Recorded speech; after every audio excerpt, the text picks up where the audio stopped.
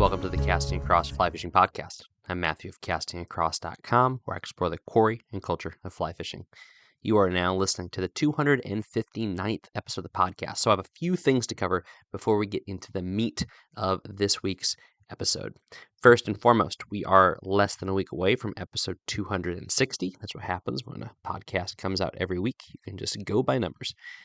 If you have any questions, if you have any comments, if you have any accusations, then let me know. Matthew at castingacross.com. If you follow me on social media, in which I'm not particularly active, less and less as the days go by, in fact, then let me know. If you have a comment about something that I've mentioned on the podcast, if you have a question about something that I've written, if you want clarification, or if you have a completely parallel opinion or even a perpendicular opinion, then do let me know. I'd love to mention it next week on the podcast.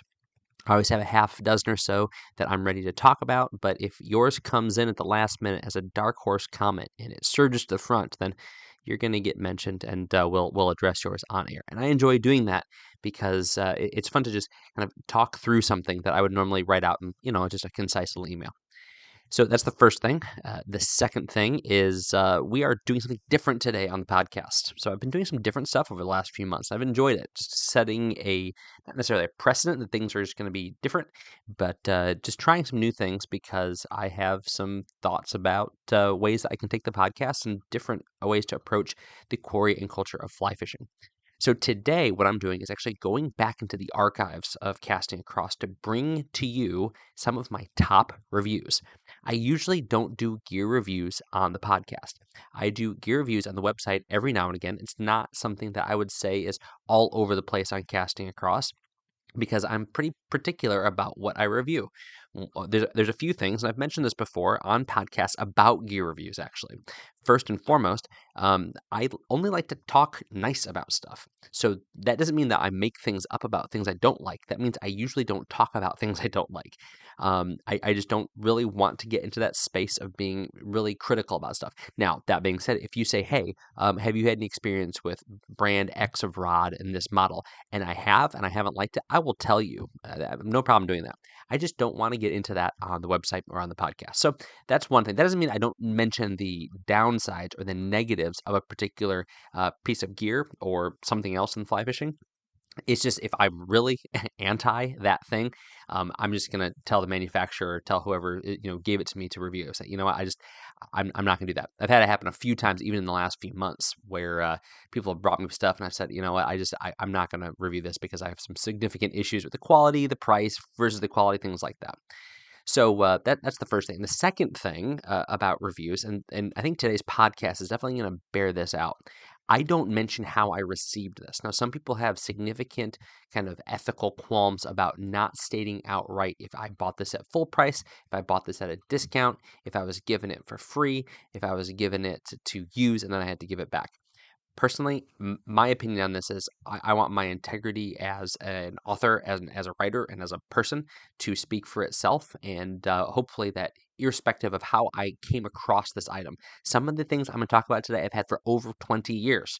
So why am I reviewing it? I'll talk about that. But I don't think it really matters if I got it because I was working at a fly shop 20 years ago, or if I paid full price because I was a college student 20 years ago, or whatever it may be. So that's something that you may have an accusation about. So feel free to let me know, but I've talked about that issue and written about that issue over the years. So that being said, we're about 4 minutes into the podcast, and I am going to be talking about some pieces of gear that I have not only really enjoyed using, but that you have enjoyed reading about. And you is being used generally. There's a very good chance that you haven't read about it. But for example, I've had tens of thousands of people read about my review of the Redington butter stick. And so I'm going to go through today, really just depending on time. I'm going to keep my eye on the clock of the software I use to record, and I'm going to go through maybe 3, 4, or 5 different items that I've reviewed that have risen up the ranks of the views of castingacross.com. So this might become a semi-regular feature that I do every 10 or 12 episodes or so. But it just gives me an opportunity to talk through maybe in some anecdotes of pieces of gear, which, again, is this so that you can necessarily go out and buy this thing? Well, maybe. But more often than not, and this is what I hear and see as these articles go up on the website is that people then say, yeah, I fished with that 20 years ago too. I still fish with it. And it's kind of a fun thing to think about how we have this parallel experience. So to get it started, the top review that I have on the website over the nearly 8 years of casting across is the Redington butter stick. So the Redington butter stick is made by Redington. Redington is owned by Farbank, and they have Sage and Rio and Redington are all under their umbrella, along with a few other smaller companies.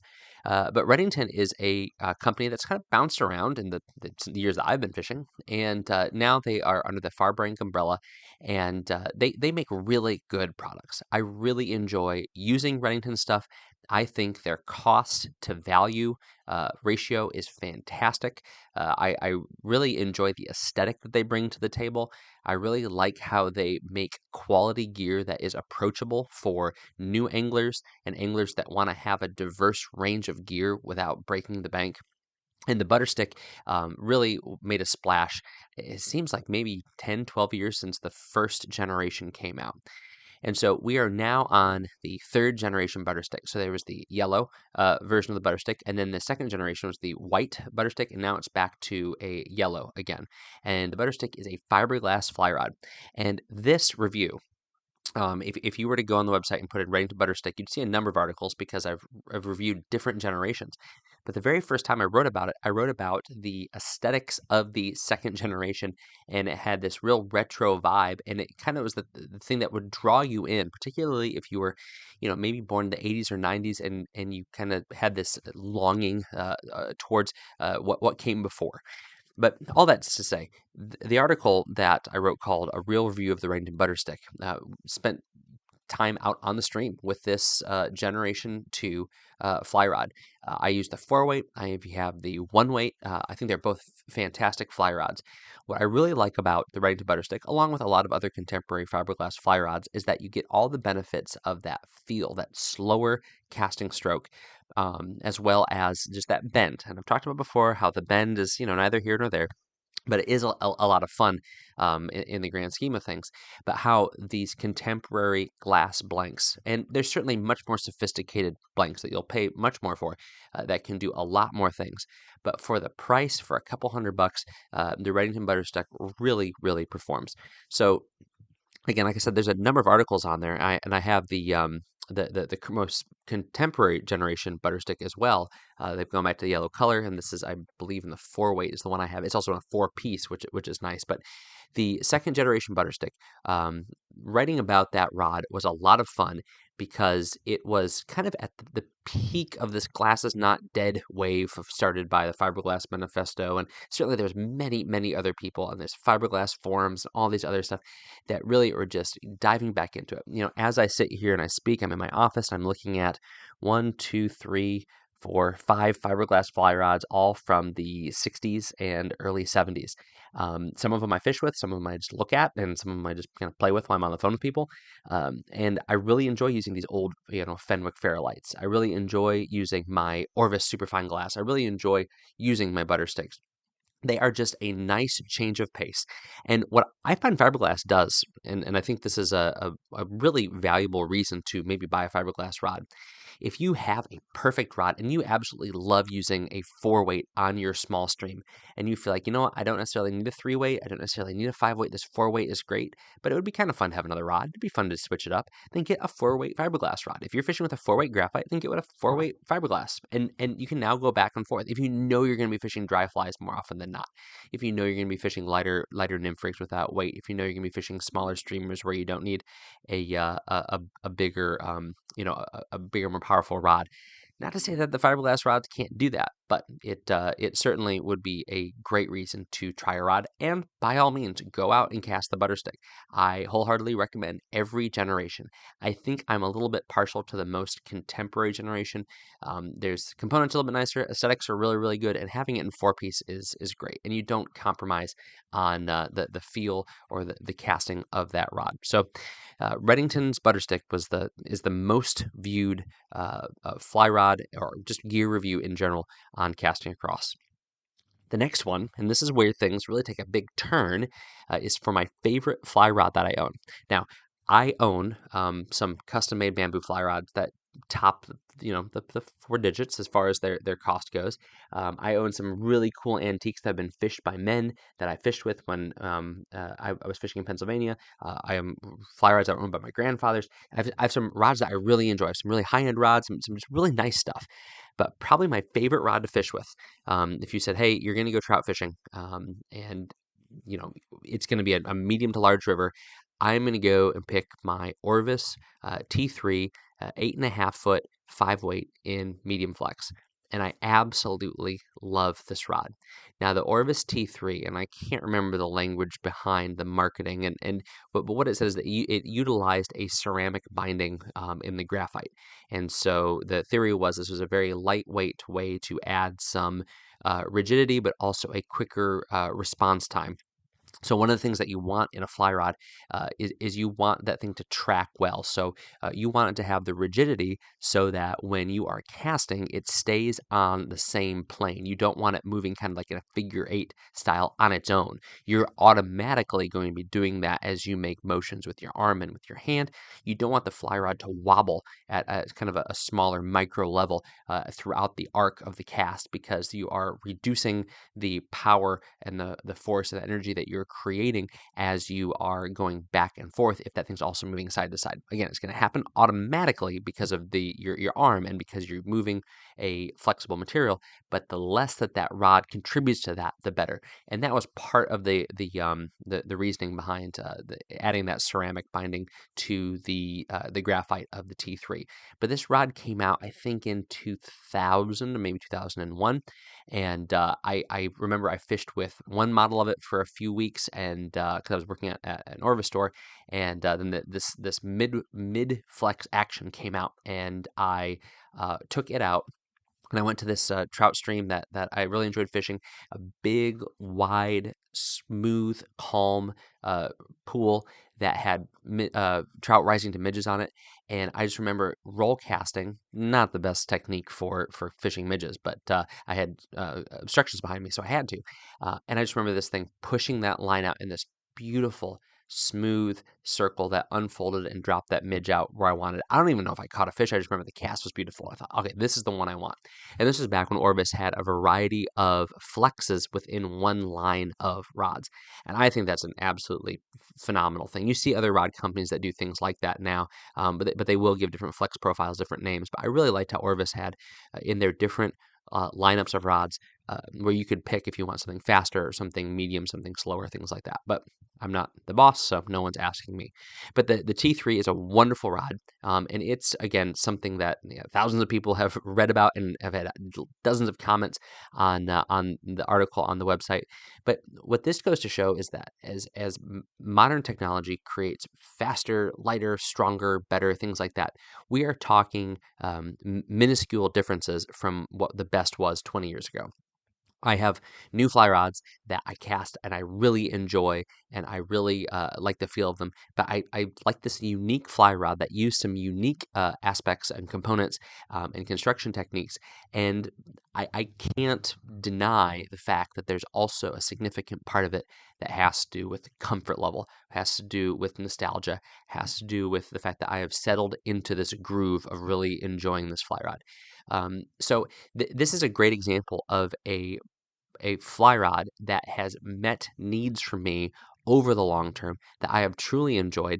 And if it busted today, there's no, like one-to-one for me to go out. Orvis is not making this fly rod anymore. They haven't made it in probably 15 years. So whatever my replacement would be inferior in one specific aspect, and that is it's not that rod. Um, Now, my 25-year guarantee is probably about up right now, but I'm sure they would do right by me if something were to happen here in these waning years of owning that rod. But really cool rod. Has been with me all over the place. It is, because it's an 8.5 foot rod, because it is a 4 piece. It does fit in my carry-on luggage, so it will go with me. It's traveled with me out of the country. It has been with me out west. It is just the rod, and I've paired it with a number of reels, and I have kind of just, my allegiance to those reels has come and gone. But what has always stayed is that fly rod. So the Orvis T3, beautiful rod. Just beautiful little up locking rail seat.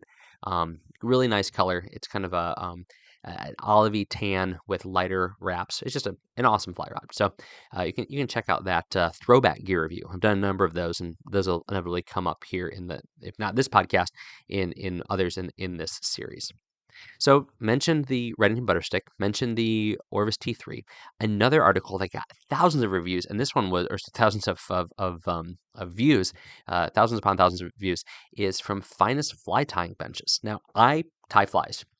I'm not a fly tyer. I'm obviously, if you've tuned into Casting Across, you know that I will mention fly tying here and there. I'll write articles about it every once in a while. It's just not something that I do all the time. It's something I do out of necessity. It's something I do with my kids. I'll do a lot of it after fly tying shows because I'll see something new, I'll buy something new, and I'll go after it. But then otherwise, it's like, all right, my box needs to be filled up, so I'll do it at the beginning of the season, and I probably won't touch it unless necessity strikes until either the kids ask me to do it, or I get to the end of the season and I need more flies, or I'm doing it in the off season. That being said, I don't have a table that I tie on. I don't have my own desk. So I've always used little fly tying benches. I got one at Bass Pro Shop probably, again, 20 years ago. I had this little tiny one for decades. Well, I met a gent who makes them in Colorado, and his company is called Finest Fly Tying Benches, and these things are works of art.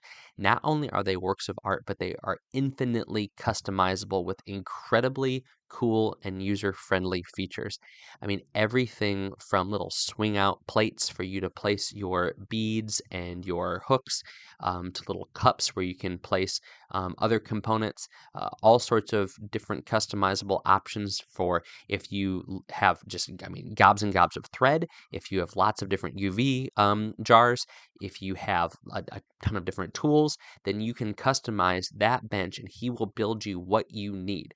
Left-handed, right-handed, depending on what style of vise you have, that you can put a different base on there for you, different, again, swing out arms for not only tools, but also for materials, larger materials, smaller materials, stuff that you can have drawers so that you can have, your nicer hackles right on hand, places for lights, places for cameras, you name it, magnification, anything that you want, he can do it. And then he can do it in different wood styles. He can use multiple wood styles. He can engrave things. He can put pictures in. He can add color. I mean, the possibilities are endless. And I actually just really enjoyed, kind of getting my little bench exactly how I like it.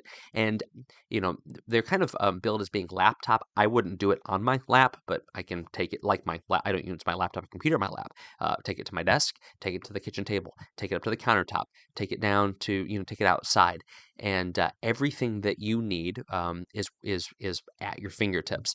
The model I have is large enough that it's not the kind of thing I would travel with, but there are travel models. But it is the kind of thing where it gives me everything I need. I've got all of my tools, all of my threads, all of my epoxies, all of that sort of stuff on this little bench, along with my vise. Like a nice little work surface so I can kind of stage things out, have some clips where I can put things.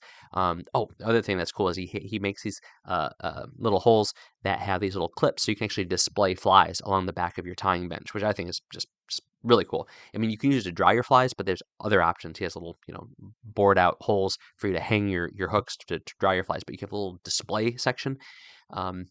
But if I have a little Tupperware with Tupperware shelving that I have my materials in, and then I have this, so I can store that away, squirrel it away, bring it out and use it, and everything is at my fingertips. And it's just a very concise, tight little package, and it's pretty. I mean, it looks nice. As long as you keep your stuff orderly, it's the kind of thing you probably leave out and no one would necessarily complain because it's just really, really quality workmanship. I mean, it really is the kind of thing that I'm sure my kids will be using, when I let them have it, because it's just such solid quality work. And so that review is called Finest Fly Tying Benches, Everything in Its Place. And the guy behind it is an excellent guy. He will work with you to give you exactly what you need. And that's, that's a really cool thing about some of these companies. So I just went from Orvis to this small company, Finest Fly Tying Benches of Colorado. Now, I think they're both great companies, and they both have people who are dedicated to creating things that are by fly fishers for fly fishers. But you have a diversity of perspective of large company and small company and how they both are valuable within the fly fishing world. And there's inevitably things that are in your gear closet, in the back of your truck right now, that come from really big companies and they come from really small companies. But when it boils down to it, it's all still fly fishing. Even the big conglomerates. I mean, there's a couple of these fly fishing companies that are owned by big outdoor companies, but there's still people who are boots on the ground who are doing R&D, and by doing R&D, that means that they are waist deep in a river, tinkering with prototypes, thinking about ways to make things better, either incrementally or in a revolutionary way. And so that's one of the reasons why I enjoy talking about gear. Yes, I've had great experiences with things. These two fly rods and this one fly tying bench I mentioned on today's podcast are things I've really enjoyed using and I continue to enjoy using. But for every one of these things, I've had conversations with the people who are behind them. And for me, that adds an extra little something. Now, is that something that everybody in fly fishing is going to have that opportunity to do? Well, in one sense, yeah. I mean, you show up to a fly fishing show, that's where you're going to talk to these people. You're going to be talked about the people who pick the colors of the wrap for the butter stick. You're going to talk to about the guy who remembers, working with the engineers to put together this new composite for the Orvis T3. You're going to talk to the guy who makes the benches for finest fly tying benches. You'll have those conversations, and it works and it adds something. Does it turn into more fish? No, I make no bones about that. But it does add something to where you understand that this fly fishing community adds something to fly fishing. Fly fishing gear adds something to fly fishing. It doesn't mean catching fish, but it adds something to it. And it's something that we can all appreciate. And again, that's why you're listening to Casting Across. What I talk about is the quarry, the fish, but also the culture of fly fishing, the people, places, and things. So that's my 3 top reviews. So those 3 articles, I mean, got head and shoulders, thousands and thousands and thousands of views more than most. So go check those out. I'll put links to them on this podcast show notes over at castingacross.com. Speaking of the website, what happened this week? Well, that's a good question. So this week, 2 articles. One's called How to Find a Fly Shop. So this is, once more, I am promoting my fly shop box, my fly shop directory. But also, once you find a fly shop on the website, how do you figure out if this is going to be your fly shop? How do you figure out if this is going to be a good fit for you? So talk about that, especially as we're getting into these doldrums of winter, late fall, winter, early spring. We get excited about fly fishing. There's some real productive ways to participate in the fly fishing world by being linked up with a fly shop. So I write about that in that article. Wednesday's article is called The Last Thing I Need. And actually, right now, I'm looking at the live version of the picture of the header of that article. It's a bunch of skiing equipment in my office. Because guess what? I'm taking on a new hobby. Why would I do that? Do I have the time? Do I have the money? Do I have the interest? Do I have the energy? The answer to all those things is no. However, I'm doing it anyway. So the last thing I need is still something I'm doing. Why is that? And why might you do that? So you can check out that article and you'll have a little bit of info as to why I'm descending into one more activity. This week's review on the podcast is I don't need to tell you to buy Yeti stuff. You either want to or you don't want to. I'm holding in my hand right now a Yeti tumbler. It's kind of their normal size, stainless steel. And why am I talking about something that's probably one of the most popular things in the world, right? I ran it over with my car. It actually fell off my car and then I ran it over. Okay. So the cup itself has got some nice little road rash on it. The lid looks like it's been gouged in a few places. And the magnetic closure, I lost it for about a month. I actually got online, ordered a new lid, and as I was jogging that next day, I went by where I ran this thing over. I put it on top of my car, pull the driveway, and by the time I got up to like 30 miles an hour, I hear this bang, and I see it spin around behind me. Well, the magnetic closure shot off, and I couldn't find it. And I had to get to work, so I said, it is what it is. Had my kids go look for it, told them I'd give them $5. They couldn't find it. So I'm jogging the day after I order a new magnetic closure. And I think, wouldn't it be funny if I saw this thing? And I saw it. It's right there in front of me. I mean, just Providence works that way, right? It's just gouged up and just scratched to pieces, but it works. And I mean, there's something to be said for that. I mean, I've really busted up some stuff in my day, and you think, oh, I can still use it, and you can't use it. For what it's worth, man, this Yeti cup is taking a licking and keep on ticking. I mean, it doesn't have to do a lot. it's to hold water and not leak, but it's doing that. I mean, the seals are still tight, the gasket is holding, the magnetic slider is doing its job even after it was outside getting run over and over again for a month. So you might say, it's ridiculous to spend $30 on a cup. And, it might be, but again, this one was a gift, and a gift that I ran over, but it is still working strong. So just for fun, I'll put a link to this Yeti cup. It has a really cool Remedy Provisions brook trout sticker on the side of it, which maybe added to its invulnerability.